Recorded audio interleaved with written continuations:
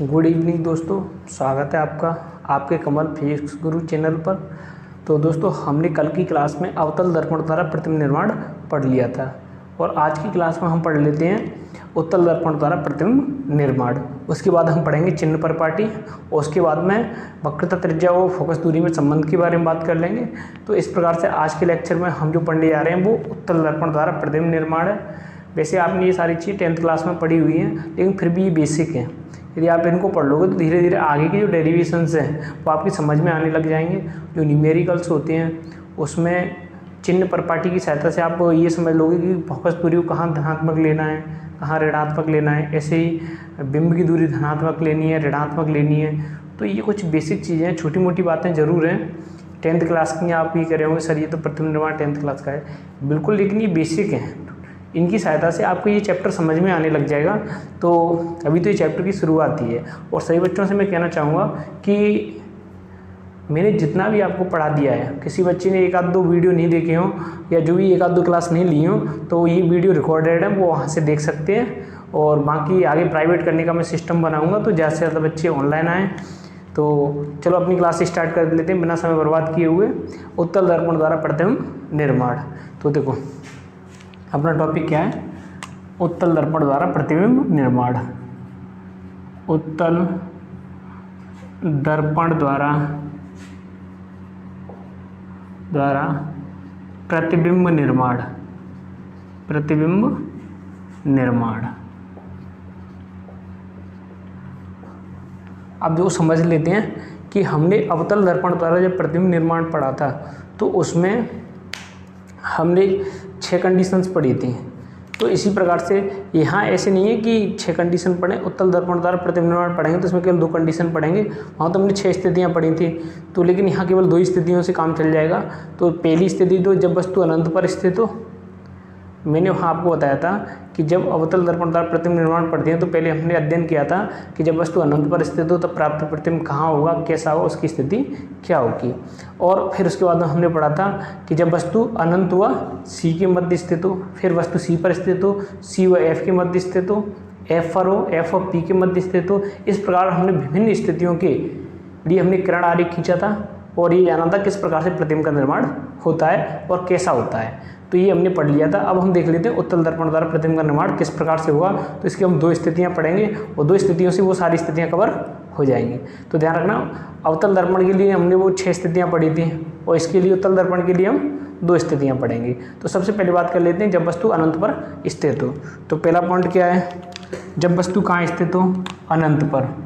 तो जब वस्तु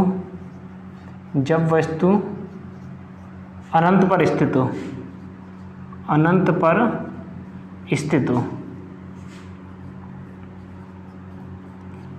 तो पहली स्थिति क्या है, जब वस्तु कहाँ स्थित हो, अनंत पर। तो देख लेते हैं कि जैसे हमारे पास माना कि एम डैश उत्तल दर्पण है। हमारे पास क्या है, एम डैश क्या है, उत्तल दर्पण।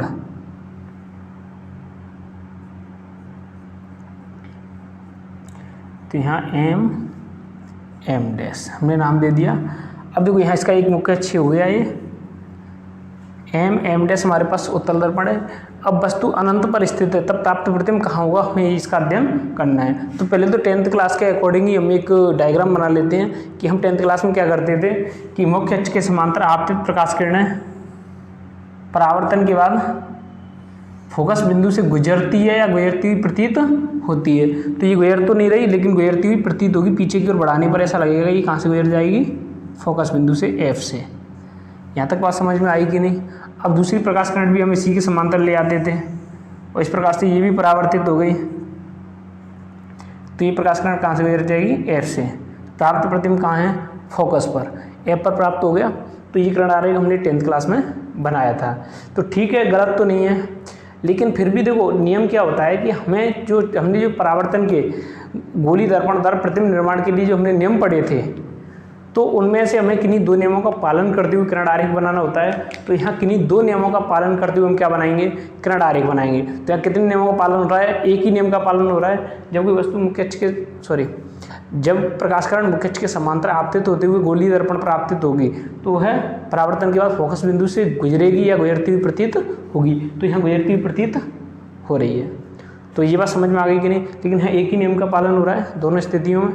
तो हम एक ऐसा किरण आरेख बनाते हैं जिसमें दोनों नियमों का पालन हो, तो वो हमारा वैलिड रहेगा। वैलिड तो ये भी है क्योंकि जब बुक्स में दिया है तो, लेकिन उसमें ये भी नियम लिखा हुआ है कि 4 में से किन्हीं 2 नियमों का पालन करते हुए हमें किरण आरेख बनाना होता है। तो यहाँ एक का ही हो रहा है, तो इसमें हम 2 नियमों का पालन करते हुए किरण आरेख बना लेते हैं। तो इसका भी आप स्क्रीनशॉट ले सकते हो, बाकी फिर मैं दूसरा बना रहा हूँ। ठीक है, तो नेक्स्ट बात कर लेते हैं।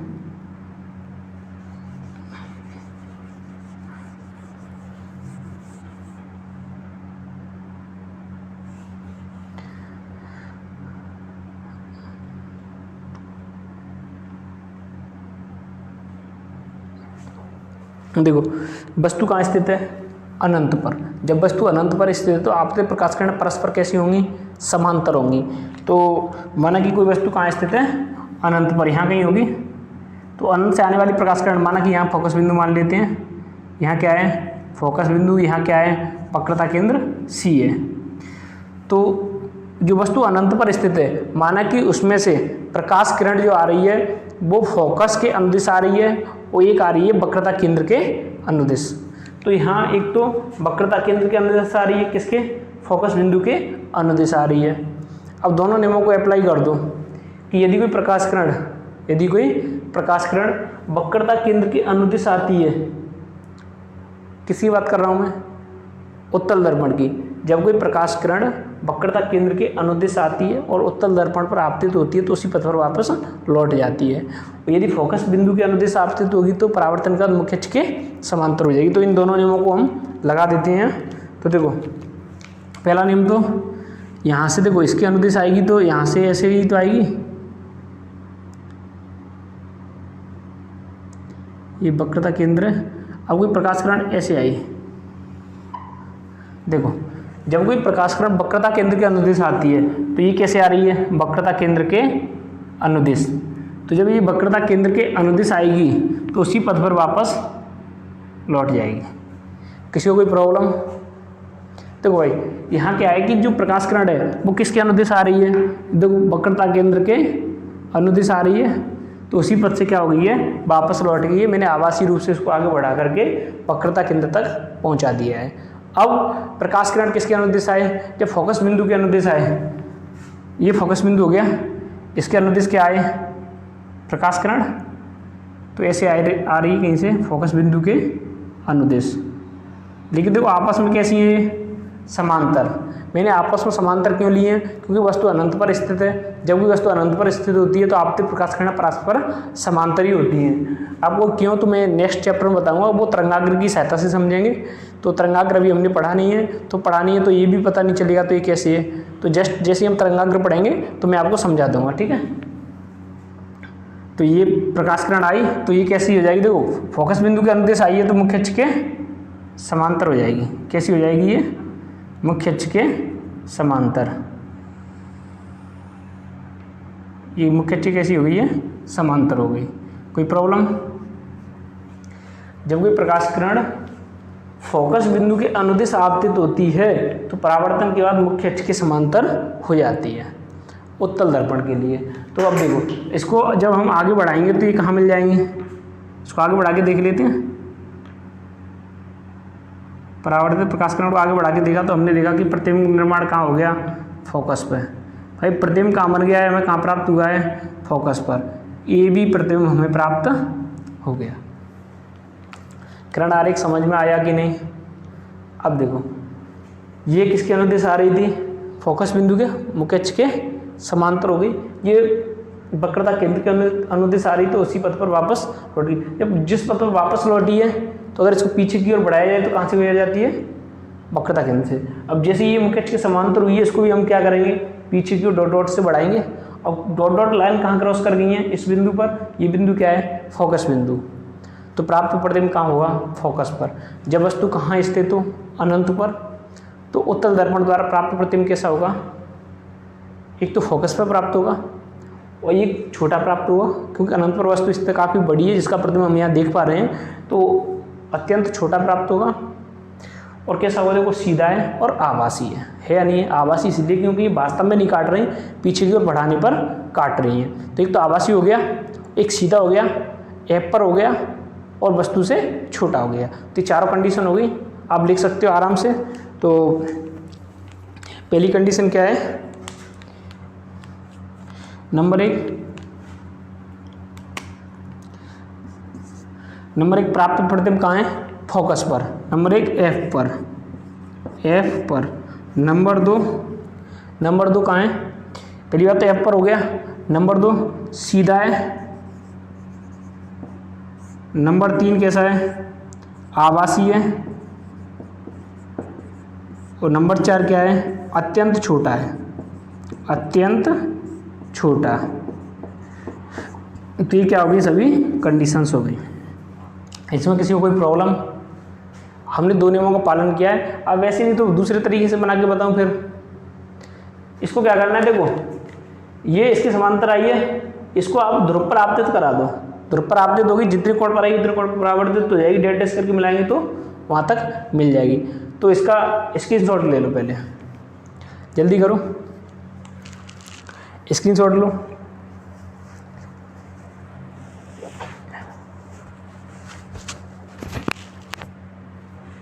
अब नेक्स्ट बात कर लेते हैं। देखो इसको आप ऐसे भी बना सकते हो, इस किरण आरेख को, जैसे आपने ध्रुव पर आपतित करा दी, कोई प्रकाश किरण किस पर आपतित करा दी, ध्रुव पर।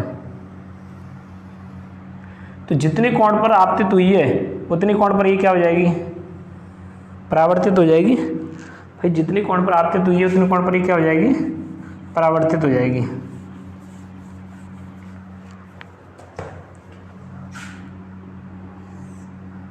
अब देखो इसको पीछे की ओर बढ़ाया जाए तो, इसको पीछे की ओर बढ़ाया जाए तो कहाँ काटेंगे, देखो वहीं काटेंगे तो प्रतिबिंब निर्माण वहीं होगा कि नहीं होगा। तो ऐसे भी किरण आरेख बना सकते हो, 3 रेखाओं के द्वारा किरण आरेख हो गया। तो या फिर आप इसमें से एक को, इसको हटा सकते हो या इसको हटा सकते हो। कितने मेथड हो गए, कई मेथड हो गए, जैसे मैंने पहले ही बताया था 4C2। तो इसी प्रकार से यहाँ भी कई मेथड हो जाएंगे, ठीक है। तो ये नहीं है कि आपको कहीं कैसे भी मिला कि सर ने ऐसे बनवाया है, मैं तो और भी तरीके से बनवा दूंगा। बस आपको तो रूल समझना, ये रूल्स है, हम इसको किस किस प्रकार से अप्लाई कर सकते हैं। तो देखो यहाँ इन दोनों को आप रख लो, इन दोनों को रख लो या इन दोनों को रख लो, 3 तो तरीके ही हो गए। और चौथा नियम और लगा दूंगा तो इस प्रकार से 6 मेथड इसके हो जाएंगे। तो बाकी आपको कोई मतलब नहीं है, आप तो एक काम करो, इसी को समझ लो, इनमें से कोई भी 2 नियमों का पालन कर लो। देखो अब मैं किसी भी किरण को मिटा दूँ, इसको मिटा दूंगा तो ये दोनों तब भी एफ पर बन रहा है कि नहीं, वहीं क्रॉस कर रही हैं। और अगर मैं इसको मिटा दूंगा तो ये हो गए, इसको मिटा दिया तो ये दोनों हो गए, इसको मिटा दिया तो ये दोनों हो गए। तो इस प्रकार से आप तीन प्रकार से किरण आरेख बना लोगे। बाकी एक और नियम मैंने यहाँ लागू नहीं किया, उसको भी अप्लाई कर दूंगा तो आप 6 प्रकार से बना सकते हो। तो इसका भी स्क्रीनशॉट ले लो एक बार। यहाँ कंडीशंस आपको बताइए। नंबर 1 मैंने क्या लिखाया था, एफ पर। नंबर 2 सीधा। नंबर 3 आभासी।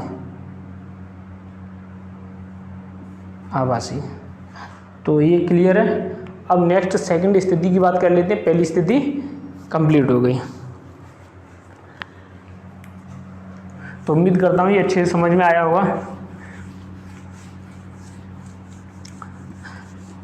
ये आपकी 10th क्लास की कहानी है सब, और फिर भी समझ में नहीं आए तो क्या किया जाए, उनको इनाम दिलाई जाए। हैं?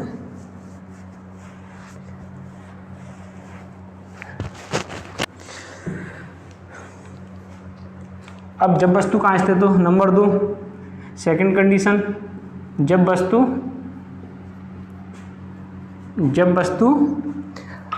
अनंत व ध्रुव के मध्य हो, अनंत व ध्रुव के मध्य कहीं भी स्थित हो, तब क्या होगा वो पढ़ लेते हैं। तो जब वस्तु अनंत और ध्रुव के मध्य हो, तब क्या होगा वो समझ लो। जब वस्तु कहाँ हो, अनंत व ध्रुव के मध्य। तो समझ लेते हैं। देखो जैसे हमारे पास एम डैश क्या है, एम डैश क्या है, उत्तल दर्पण। क्या है, उत्तल दर्पण। अब वस्तु अनंत व ध्रुव P के मध्य कहीं भी स्थित हो, माना कि ये इनफाइनाइट है, इस प्रकार से यहाँ ये इनफाइनाइट हो गया, ये ध्रुव क्या हो गया P। इस P व इनफाइनाइट के मध्य कहीं भी स्थित हो सकती है वस्तु, तब प्रतिबिंब निर्माण कैसे होगा और कहाँ होगा और कैसा होगा, तो वो पढ़ लेते हैं। माना कि वस्तु कहीं यहाँ कहीं स्थित कर लेते हैं, ए बी क्या है वस्तु है। आप भी कहोगे सर इसकी अलग अलग कंडीशन क्यों नहीं है, कि इसकी अलग अलग कंडीशन में कुछ भी कंडीशन हो, जैसे अनंत व P के मध्य वस्तु कहीं भी स्थित हो तो एक ही स्थिति में प्रतिबिंब प्राप्त होता है, वो प्राप्त होता है P व F के मध्य। कहीं वस्तु स्थित हो तो प्राप्त प्रतिबिंब कहाँ होता है P व F के मध्य, सीधा होता है, आभासी होता है और वस्तु से छोटा होता है। तो इस प्रकार से हमें वहाँ प्रतिबिंब प्राप्त हो रहा है, तो सभी की एक ही रूप पढ़ लेते हैं। अलग अलग रखने से क्या है, वो किरण आरेखी तो अलग अलग बन जाए, प्रतिबिंब तो वहीं प्राप्त होगा, वैसे ही प्राप्त होगा। वस्तु अनंत व P के मध्य कहीं भी हो तो प्रतिबिंब तो वहाँ वैसे ही प्राप्त होगा, और छोटा होता जाएगा। जितने पीछे जाएंगे यहाँ वो नियम लागू हो रहा है, जितने पीछे जाएंगे उतना वही प्रतिबिंब क्या होता जाएगा, छोटा होता जाएगा। तो ये बात समझ में आ गई कि नहीं। तो यहाँ वस्तु ए बी है, तो मुख्य अक्ष के समांतर आपतित प्रकाश किरण नियम लगाओ, वही मुख्य अक्ष के समांतर आपतित प्रकाश किरण परावर्तन के बाद या तो फोकस बिंदु से गुजर जाती है या गुजरती हुई प्रतीत होती है। तो इसको क्या कर दो, ऐसे लगेगा कि गुजरती हुई क्या हो रही है, प्रतीत हो रही है। ये क्या है, फोकस बिंदु F। किसी को कोई प्रॉब्लम। अब दूसरा कोई भी नियम लगा दो जो आपका मन करे, जैसे मैं आपको एक दो लगा के बता दूंगा, ऐसे बना दूंगा, फिर दूसरे तरीके से बना के बता दूंगा, तो आपका जो मन करे श्रद्धा बोले, जो कि हाँ ये मुझे अच्छा लग रहा है, मन करे उसको बना देना। तो अब नेक्स्ट मैं लगा देता हूँ यहाँ कि ध्रुव पर आपतित करा देता हूँ। जब कोई प्रकाश किरण ध्रुव पर जितने कोण पर आपतित होती है उतनी कोण पर क्या हो जाती है, वो परावर्तित हो जाती है। ये I इक्वल क्या होता है, R होता है, आपको पता ही है। अब जितने कोण पर आई उतने कोण पर चलेगी, लेकिन पीछे की ओर बढ़ाने पर हमने देखा, पीछे की ओर बढ़ाने पर दोनों किरणें आपस में प्रच्छेद कर रही हैं, तो वहाँ हमें प्रतिबिंब प्राप्त हो जाएगा। तो प्राप्त प्रतिबिंब यहाँ क्या है, A डैश और B डैश। यहाँ प्राप्त प्रतिबिंब क्या है, A डैश और B डैश।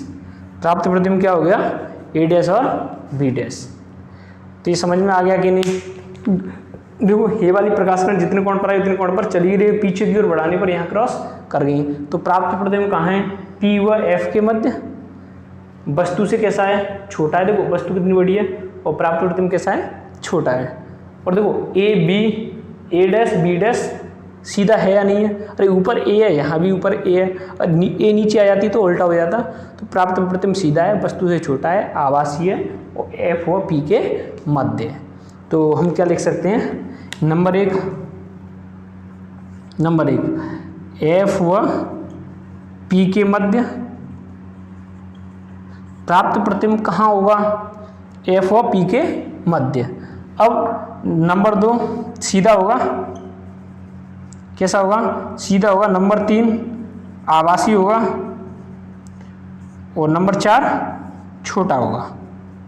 अत्यंत छोटा नहीं कह सकते, छोटा कहेंगे, क्योंकि अत्यंत छोटा कहाँ होता है, अनंत की ओर यदि कोई वस्तु रखी हो तो वहाँ कैसा होता है, अत्यंत छोटा होता है। अब यहाँ अनंत तो P के मध्य तो कैसा हो गया, छोटा। तो जस्ट पहले हमने जो कंडीशन पढ़ी 3 तो कॉमन है, तो उसमें तो ऐसी कोई बात ही नहीं है, बस केवल ये बात ध्यान रखनी है। अरे सीधी सी बात है, अनंत पर वस्तु स्थित होती है, प्राप्त प्रतिबिंब फोकस होता है। ये तो अवतल दर्पण में भी हमने पढ़ा था, वही यहाँ है। अब यहाँ एक चीज चेंजिंग हो गई है, जब वस्तु अनंत व P के मध्य हो, कहीं भी हो, तब प्राप्त प्रतिबिंब P व F के मध्य होगा। बाकी उत्तल दर्पण की पहले मैंने स्थितियां बताई, सेम वही होंगी, आभासी, सीधा, वस्तु से छोटा। तो इसमें कोई प्रॉब्लम नहीं है, तो स्क्रीनशॉट लो। अब आगे बात कर लेते हैं। देखो हाँ, एक चीज़ ध्यान रखना कि आपका टेस्ट नज़दीक आने वाला है, जो आपकी सुबह 6 बजे से जूम पर क्लास चलती है, तो उसका भी टेस्ट होगा और सभी बच्चों को ईमानदारी से टेस्ट देना है, अन्यथा मैं सौगंध दिलाऊंगा। आप कहोगे बच्चों ऐसी बात कर रहे हो, बिल्कुल करूँगा। यहाँ देखो आपका कैरियर है, अगर आप अपने लिए ईमानदार नहीं हुए तो फिर किसके लिए हो सकते हो। आप अपने लिए ईमानदार बनो। अपने लिए मतलब यदि आपने ईमानदारी से टेस्ट सॉल्व किया है तो आप अगर जितने नंबर आएंगे वो एक्यूरेसी होगी। जब वो एक्यूरेट होंगे तो आप औरों के सापेक्ष ये देख पाओगे कि हमारी स्थिति क्या है, और अपने आप के सापेक्ष भी देख पाओगे, अपने आप को भी देख पाओगे जहाँ करके कि हमारी स्थिति क्या है, कि हमें और भी पढ़ना है, हमें मेहनत करनी है। तो वो आप बिल्कुल भी चीटिंग नहीं करनी है। मैं जो टेस्ट लूँ उसमें बिल्कुल चीटिंग नहीं करनी है, क्योंकि यहाँ ऐसा तो होने कि मैं आपके पास बैठा हूँ, पास बैठ के टेस्ट ले रहा हूँ, तो मैं आपको व्हाट्सएप पर टेस्ट सेंड कर दूंगा, टाइम लिमिट दे दूंगा, उतनी टाइम लिमिट में आपको टेस्ट ईमानदारी से सॉल्व करके सेंड करना है। और मैं आपके जो नंबर हैं वो यूट्यूब पर सुनाऊँगा, वो भी लाइव क्लासेज में। आपको कोई भी प्रॉब्लम होगी मैं आपके साथ सामने कॉपी चेक करूँगा, स्क्रीन पर आपकी कॉपी चलती रहेगी और मैं आपको चेक करके बता दूँगा इसमें ये गलती है, इसमें ये गलती है, ठीक है। और बिल्कुल यूट्यूब पर आपके हमेशा नंबर सेव रहेंगे, आपके जो भी एक्चुअल नंबर आएंगे यूट्यूब पर आपको पता है सारी क्लासेज सेव रहती हैं हमेशा, तो आप हमेशा कभी भी देख पाओगे हमारे इतने नंबर आए थे जब, ठीक है। तो आपका जो रिजल्ट सुनाऊंगा टेस्ट का वो यहाँ अपने चैनल पर सुनाऊंगा, और बाकी ईमानदारी से सॉल्व करना है, ये आपको ध्यान रखनी है बात। अब नेक्स्ट हम बात कर लेते हैं हम चिन्ह परिपाटी की। चिन्ह परिपाटी, तो चिन्ह परिपाटी को अच्छे से समझना, क्योंकि जो न्यूमेरिकल करते हैं तो वहाँ जैसे फोकस दूरी ली हमने, तो कौन से दर्पण के लिए धनात्मक होगी, कौन से के लिए ऋणात्मक होगी। यदि हमने बिंब दूरी ली तो कौन से दर्पण के लिए धनात्मक है, कौन से के लिए ऋणात्मक है। प्रतिबिंब दूरी ली तो वहाँ धनात्मक ऋणात्मक चिन्ह का निर्धारण हम चिन्ह परिपाटी की सहायता से करते हैं। चिन्ह परिपाटी क्या है? अब चिन्ह परिपाटी एक ऐसी व्यवस्था है जिसकी सहायता से हम जो भी बिंब, प्रतिबिंब या फोकस दूरी है, इनके हम चिन्हों का निर्धारण करते हैं, हमें धनात्मक लेनी है या ऋणात्मक लेनी है, ठीक है। तो वो चिन्ह परिपाटी होती है। तो हम देख लेते हैं किस प्रकार से हम चिन्हों का निर्धारण करते हैं, और फिर मैं आपको पूछता जाऊँगा कि ये धनात्मक होगी या ये ऋणात्मक होगी, तो आपको फटाफट कमेंट में आंसर देने हैं, ठीक है। तो मैं स्टार्ट कर लेता हूँ कि चिन्ह परिपाटी, अपना टॉपिक क्या है? चिन्ह परिपाटी। चिन्ह परिपाटी,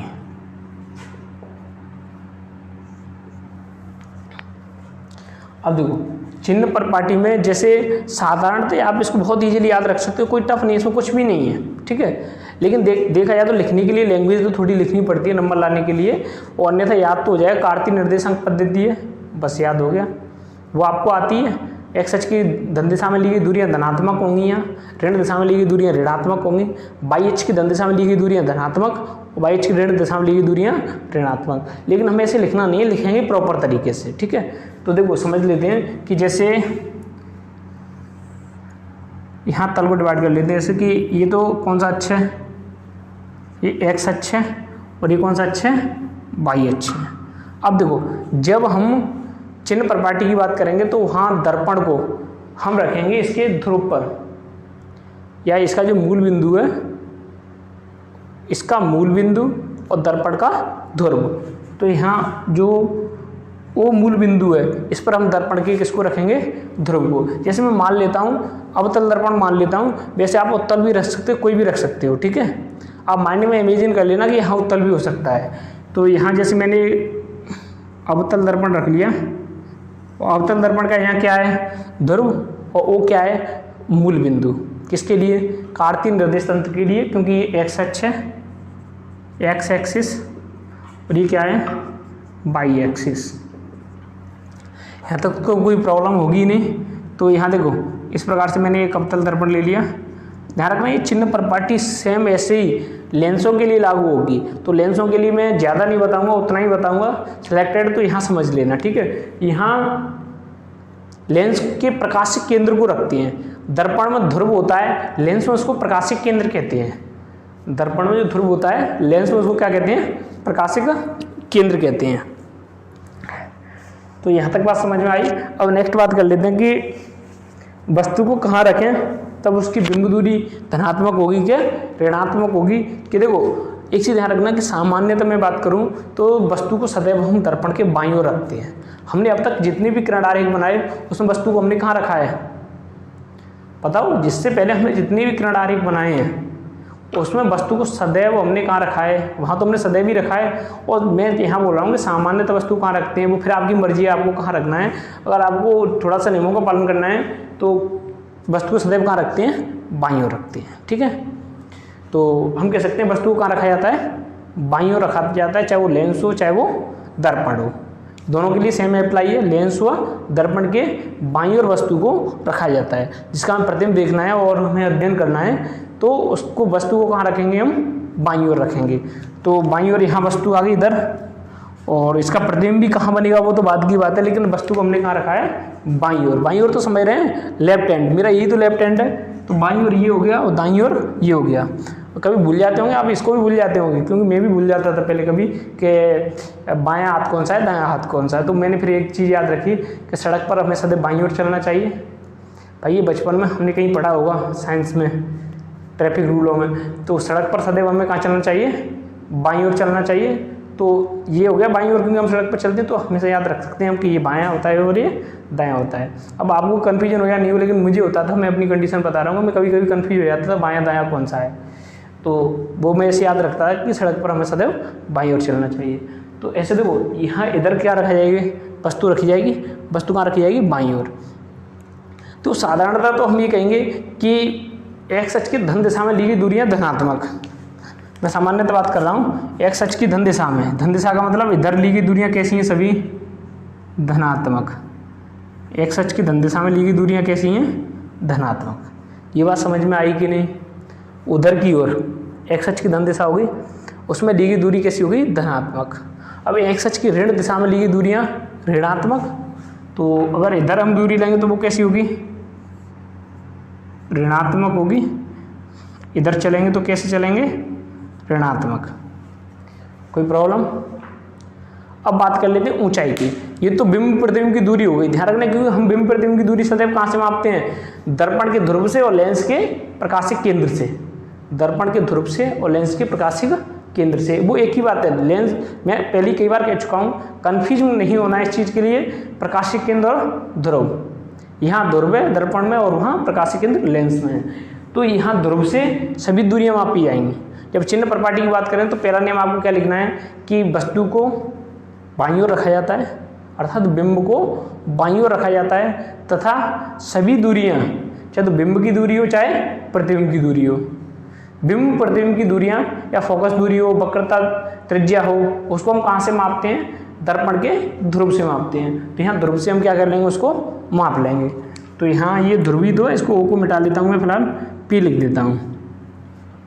तो सभी दूरियां यहाँ से मापी जाएंगी। तो यदि ध्रुव से दूरी अगर एक्स अक्ष की धन दिशा में मापी गई है तो वो कैसी है, धनात्मक है, और यदि ऋण दिशा में मापी गई है तो वो कैसी है, ऋणात्मक है।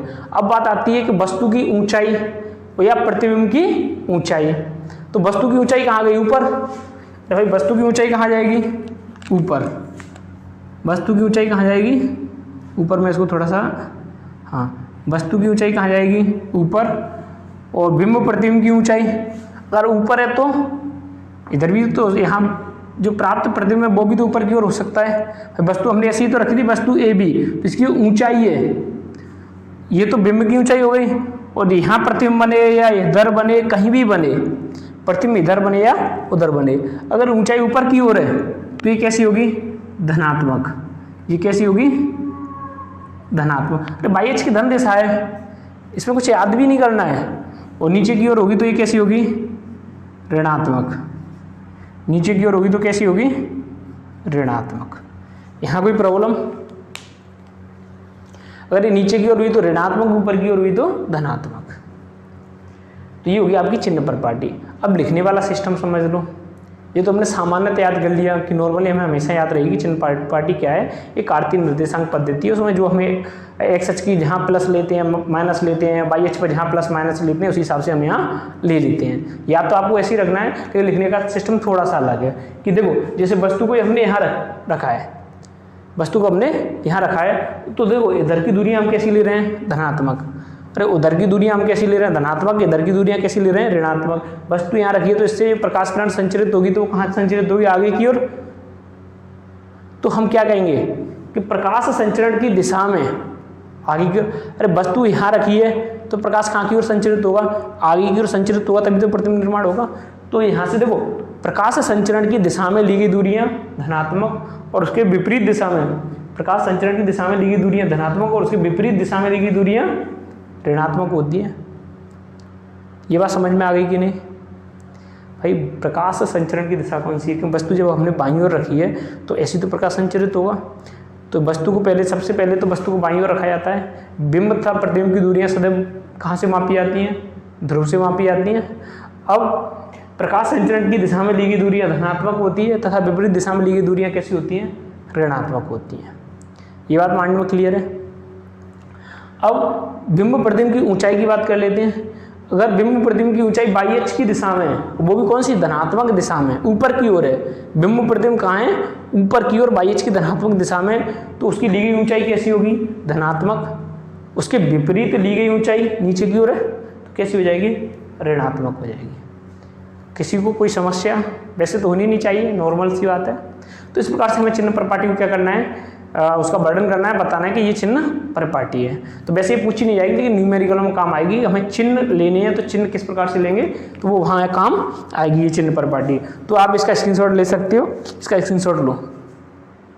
अब आगे बात कर लेते हैं। देखो अब मैं आपको प्रश्न पूछता जाऊंगा, आपको कमेंट में आंसर देते जाना है और फिर आपको अपने आप को मिलान करना है कि मेरा ये सही है या गलत है। तो मैं यहाँ लिख रहा हूँ कि बिंब दूरी, प्रतिबिंब दूरी, फोकस दूरी, वक्रता त्रिज्या ये किस स्थिति में धनात्मक होंगी, किस स्थिति में ऋणात्मक होंगी।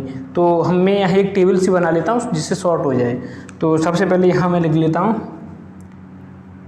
कि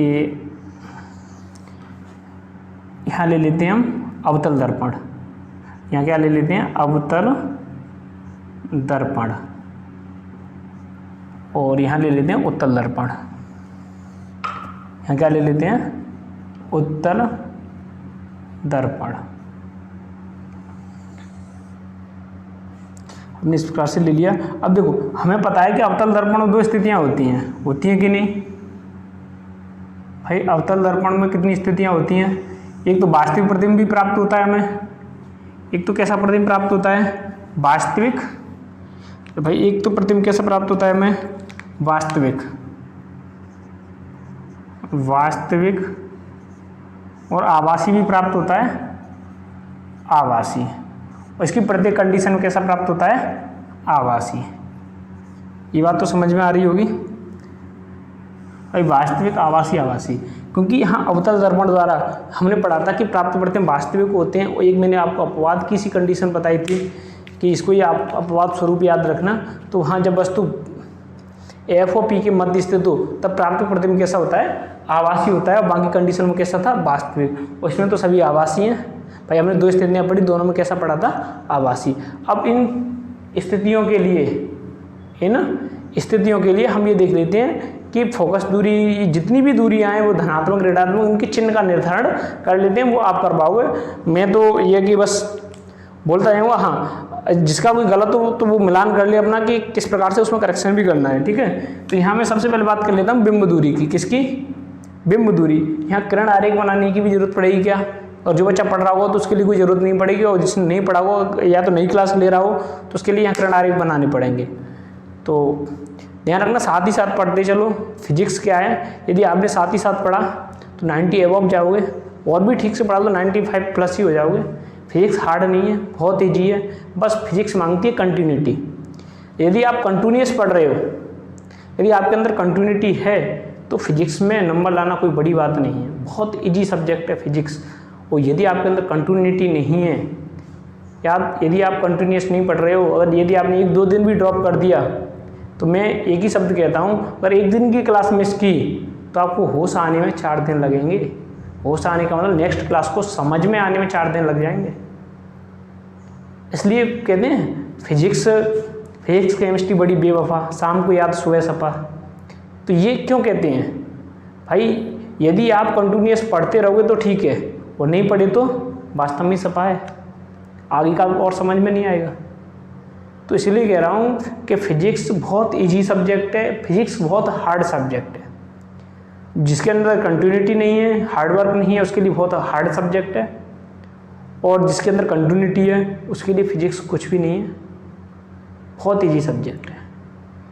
तो साथ ही साथ पढ़ते चलो, नोट्स बनाते चलो। जब मैं आपको कंटिन्यूस पढ़ा रहा हूँ, जब मैं आपके लिए इतनी मेहनत कर रहा हूँ, वो 1-8 दिन की छुट्टी हो जाए वो एक अलग बात है। अदरवाइज मैं संडे की भी आपकी छुट्टी नहीं करता, तो वो इमरजेंसी वाली कहानी एक अलग होती है। तो चलो हम तो बात कर लेते हैं कि सबसे पहले बिंब दूरी की। बिंब दूरी को u से व्यक्त करते हैं। किससे व्यक्त करते हैं, u से। तो यहाँ मैं लिख देता हूँ बिंब दूरी।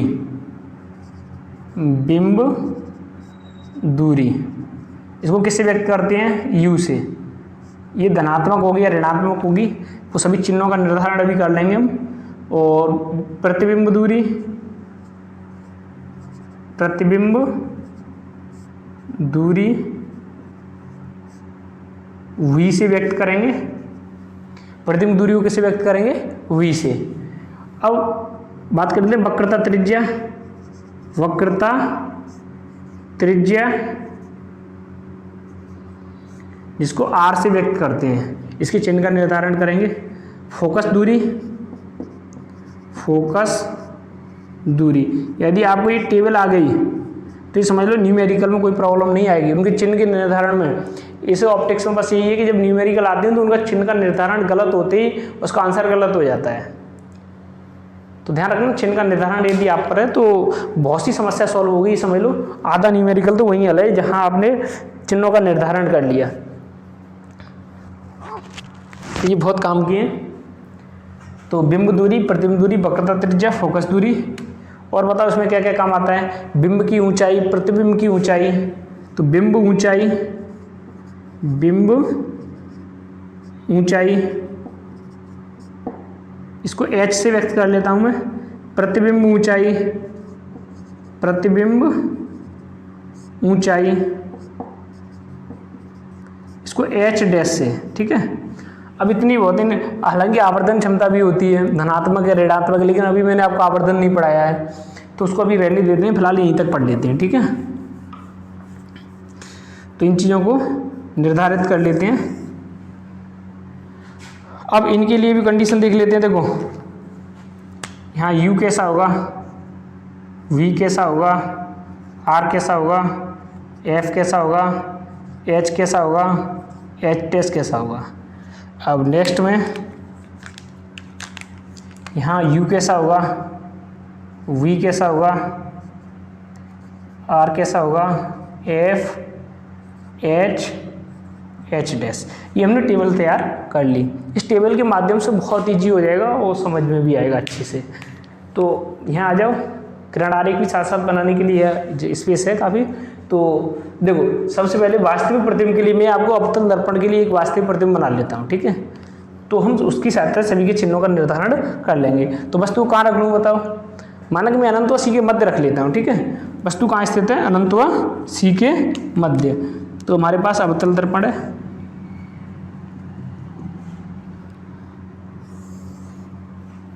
जैसे पीछे की जरूरत ही नहीं पड़ेगी।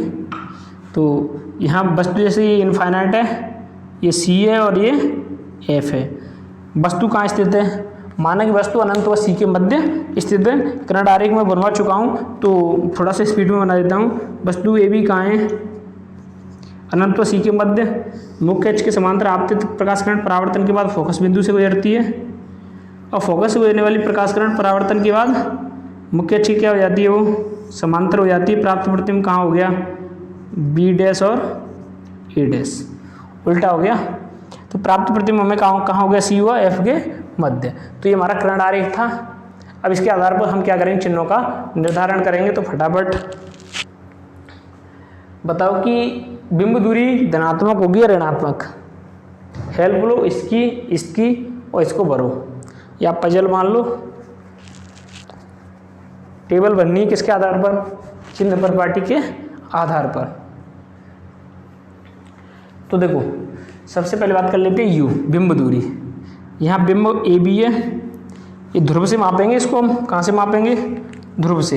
तो एम डैश क्या है हमारे पास? ये अवतल दर्पण है, ध्रुव पी है इसका।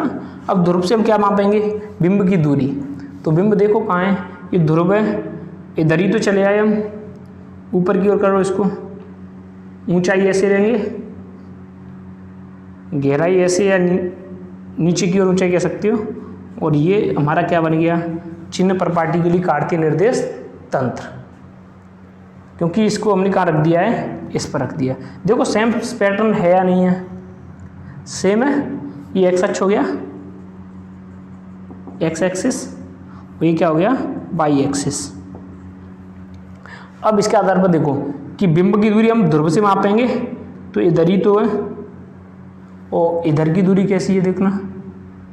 एक्स अक्ष की ऋण दिशा में ली गई दूरियां कैसी हैं? ऋणात्मक। एक्स अक्ष की ऋण दिशा में ली गई दूरियां कैसी हैं? ऋणात्मक है। तो यहाँ ये कैसा हो गया? ऋणात्मक हो जाएगा। कैसा हो जाएगा ये? ऋणात्मक। तो ये कैसा हो गया? माइनस। कोई प्रॉब्लम? बिंब दूरी है, यहाँ से मापेंगे, इधर माप रहे हैं, एक्स अक्ष की ऋण दिशा है तो ऋणात्मक है। अब प्रतिबिंब की बात कर लेते हैं। प्रतिबिंब भी कहाँ है? कहीं इधर तो है नहीं। अरे प्रतिबिंब भी कहाँ है? इधर ही है, इधर भी है। तो प्रतिबिंब की दूरी, इनका रिप्रेजेंटेशन याद रखना। बिंब दूरी u, प्रतिबिंब दूरी v, वक्रता त्रिज्या r, फोकस दूरी f, h बिंब की ऊंचाई, h डैश प्रतिबिंब की ऊंचाई। ये आपको सिंबल याद रखनी है। तो यहाँ देखो प्रतिबिंब, प्राप्त प्रतिबिंब कहाँ है? इधर ही है, अर्थात एक्स अक्ष की किस दिशा में? ऋण दिशा में। और ये एक्स अक्ष की धन दिशा, ये एक्स अक्ष की ऋण दिशा, वाई अक्ष की धन दिशा, वाई अक्ष की ऋण दिशा। क्योंकि मैंने कहा है आपको कि दर्पण को कहाँ रखते हैं? जो कार्तीय निर्देश तंत्र है उसके मूल बिंदु पर उस दर्पण के ध्रुव को रख देते हैं। तो इधर ये भी इधर है। तो ये जो दूरी थी बिंब दूरी, यहाँ से यहाँ तक दूरी क्या है? बिंब दूरी कैसी है? ऋणात्मक। ये दूरी क्या है? v। प्रतिबिंब दूरी तो ये भी कैसी है? इधर है तो ऋणात्मक। ये भी कैसी हो गई? ऋणात्मक। वक्रता त्रिज्या ये इधर ऐसी तो है। अरे वक्रता केंद्र इधर है तो वक्रता त्रिज्या भी इधर ही है। तो ये भी कैसी हो गई? ऋणात्मक। अरे सारा सिस्टम इधर ही बन रहा है तो ये भी कैसी हो गई? ऋणात्मक। फोकस दूरी भी कहाँ है? देखो ये फोकस दूरी है f, है या नहीं है? और ये क्या है? यहाँ से यहाँ तक की दूरी क्या है? वक्रता त्रिज्या। तो फोकस दूरी भी इधर ही है तो कैसी हो जाएगी? ऋणात्मक। हाँ, ऊंचाई देखना कैसी है? ऊपर की ओर। ऊंचाई ऐसी तो लेंगे ऊपर की ओर, इस प्रकार से ऐसे करके ऐसे ले ली हमने ऊंचाई। तो ऊंचाई कैसे लिए? देखो ऊपर की ओर, वाई अक्ष की धन दिशा धनात्मक, तो ऊंचाई कैसी हो जाएगी? धनात्मक। याद रखना, क्योंकि ये चिन्ह प्रपाटी इतनी गहराई से शायद ही आपको मुश्किल से पढ़ने के लिए मिलेगी। और मैं इसको इसलिए पढ़ा रहा हूँ क्योंकि आपके में इस प्रकार से कोई सिस्टम नहीं दिया है। डायरेक्ट न्यूमेरिकलों में सिंबल यूज किए हैं कि माइनस है या प्लस है। तो चिन्ह प्रपाटी को ऐसे नहीं बताया, बस केवल डायरेक्ट ये चित्र बना के दे दिया है और उसके बारे में कह दिया है कि जो प्रकाश संचरण की दिशा है उसमें ली गई दूरी है धनात्मक, उसके विपरीत दिशा में ऋणात्मक, और वाई अक्ष की धन दिशा में धनात्मक, ऋण दिशा में ऋणात्मक। तो अब इसको हम अप्लाई कैसे करेंगे? जगह जगह पर वो चीज़ आनी चाहिए, क्योंकि वो नियम पढ़ लिया, वो चिन्ह प्रपाटी नहीं पूछी जाएगी एग्जाम में। एग्जाम में न्यूमेरिकल में ये काम आएंगे चिन्ह, तो उनका यूज काम आएगा, न कि वो पूछे जाएंगे। तो वो यूज समझ में आना चाहिए, इसलिए मैं आपको इतना जोर दे रहा हूँ। इसलिए मैंने टेबल बनाई है, क्योंकि ये काम आएगी। तो टेबल बना के पढ़ लोगे तो एक बार आपको फिर से प्रैक्टिस करनी है, रफ नोटबुक में आपको प्रैक्टिस करनी है। तो एच डैश कहाँ है? देखो नीचे की ओर, और नीचे की ओर ली गई ऊंचाई कैसी है? और नीचे की ओर ली गई ऊंचाई ऋणात्मक है, तो यहाँ एच डैश कैसी हो जाएगी? माइनस की। तो यहाँ प्लस का सिस्टम क्या बनाए? केवल एच, बिंब की ऊंचाई जो कि ऊपर धनात्मक दिशा में। कोई प्रॉब्लम? तो हमने इस टेबल को भर लिया। अब इसकी बात आती है, तो इसके लिए मैं अवतल दर्पण द्वारा आभासी प्रतिबिंब का निर्माण कौन सी कंडीशन में होता है? जब वस्तु कहाँ स्थित हो? कमेंट्स में जल्दी आंसर आना चाहिए। आभासी प्रतिबिंब हमें अवतल दर्पण द्वारा कहाँ प्रतिबिंब प्राप्त होता है? मतलब अवतल दर्पण द्वारा कौन सी स्थिति में आभासी प्रतिबिंब प्राप्त होता है? जब वस्तु कहाँ स्थित हो, जब बिंब कहाँ स्थित हो, जल्दी बताओ। तो आपको पता है कि वस्तु कहाँ हो? एफ और पी के मध्य। जब वस्तु एफ और पी के मध्य, तब प्राप्त प्रतिबिंब कैसा होता है? आभासी होता है, सीधा होता है और वस्तु से बड़ा प्राप्त होता है। तो उस किरण आरेख को मैं बना करके फिर इस टेबल को भर लेते हैं। और हालांकि आपको ये किरण आरेख बना करके नहीं, आपको माइंड में रखनी है कि वस्तु इधर है, बिंब उधर है, इधर है, जो कुछ भी है वो आपको अपने माइंड में सेट रखना है। यदि आप ऐसे बनाओगे तो बहुत टाइम लग जाएगा। तो जो भी सिंबल आपको लिखना है कि माइनस है या प्लस है, वो आपके माइंड में किरण चित्र होना चाहिए, किरण आरेख आपके माइंड में होना चाहिए। इसीलिए मैंने आपको पहले किरण आरेख पढ़ाए। छोटी क्लास के थे लेकिन इंपॉर्टेंट थे, जो कि न्यूमेरिकल में काम आएंगे। तो अब नेक्स्ट बात कर लेता हूँ, मैं इस टेबल को पढ़ने के लिए किरण आरेख बना लेता हूँ। ये किरण आरेख आपको तो माइंड में ही रखनी है।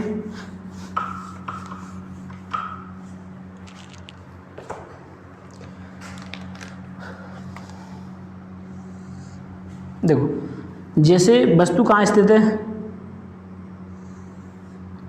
वस्तु कहाँ स्थित है? ये फोकस बिंदु F है, ये सी है और ये इनफाइनाइट है। वस्तु को स्थित कर देते हैं हम एफ और पी के मध्य। ये बिंदु पी है, वस्तु ए बी है। तो मुख्य अक्ष समांतर आपतित प्रकाश किरण परावर्तन के बाद कहाँ से गुजरती है? फोकस बिंदु से गुजरती है कि नहीं? अरे मैं आपको पहले ग्रहण चित्र बनवा के बता चुका हूँ। तो अब जब कोई प्रकाश किरण ध्रुव पर आपतित हो तो जितने कोण पर आपतित हो उतने कोण पर क्या हो जाएगी? परावर्तित। समांतर नहीं, आगे जाके काटेंगे नहीं, लेकिन पीछे के जाके ये आपस में काट जाएंगी। पीछे बढ़ाया जाए तो ये आपस में काट जाएंगी। पीछे की ओर बढ़ाने पर ये क्या कर गई? काट गई। तो प्राप्त प्रतिबिंब क्या हो जाएगा? ए डैश और बी डैश। अब इसके आधार पर देखो क्या धनात्मक है क्या ऋणात्मक है। देखो जल्दी,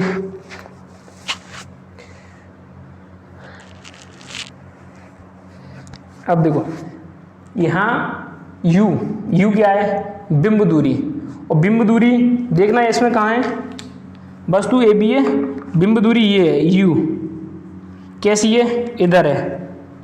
अरे इधर है तो इधर की ओर ली गई दूरियां कैसी हैं? इधर ही तो है।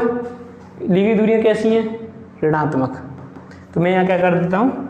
माइनस। कोई प्रॉब्लम? इसको क्या कर देता हूँ? माइनस।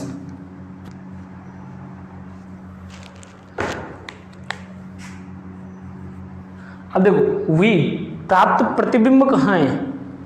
ये प्रतिबिंब दूरी ये हो गई v। तो प्रतिबिंब दूरी देखना धनात्मक है या ऋणात्मक है? इधर की ओर प्रतिबिंब दूरी इधर की ओर कैसी है? धनात्मक। तो यहाँ क्या आ जाएगा? प्लस। आर वक्रता त्रिज्या, तो वक्रता त्रिज्या तो ये सी है, तो ये तो ऐसे जाएगा। तो ये वक्रता केंद्र हो गया। वक्रता केंद्र ध्रुव के मध्य की दूरी क्या है? वक्रता त्रिज्या। तो ये तो कौन सी दिशा है? ऋण दिशा है या नहीं है? अरे वक्रता त्रिज्या इधर ही तो है, तो यहाँ क्या आ जाएगा? माइनस। फोकस दूरी इधर ही तो, फोकस दूरी। अरे ये यहाँ से यहाँ तक दूरी, ये कौन सी दूरी है? फोकस दूरी एफ। और ये क्या है? वक्रता त्रिज्या आर। तो फोकस दूरी देखो इधर ही है, तो इधर कैसी है? ऋणात्मक।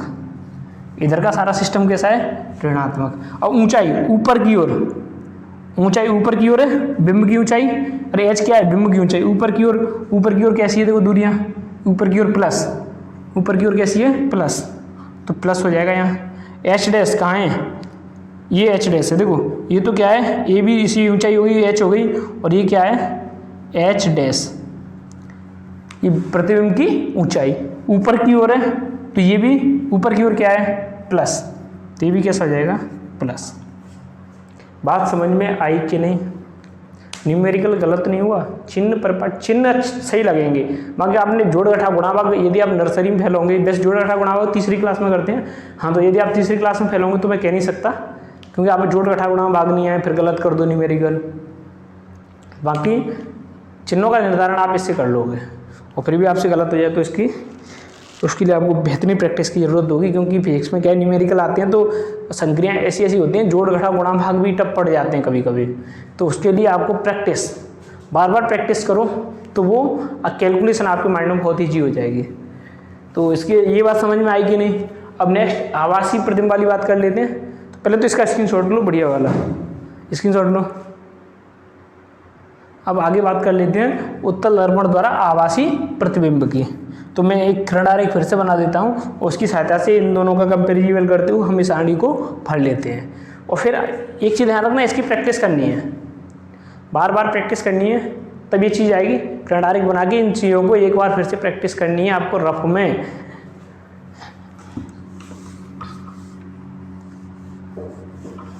अब ले लेते हैं हम क्या, एक उत्तल दर्पण ले लेते हैं।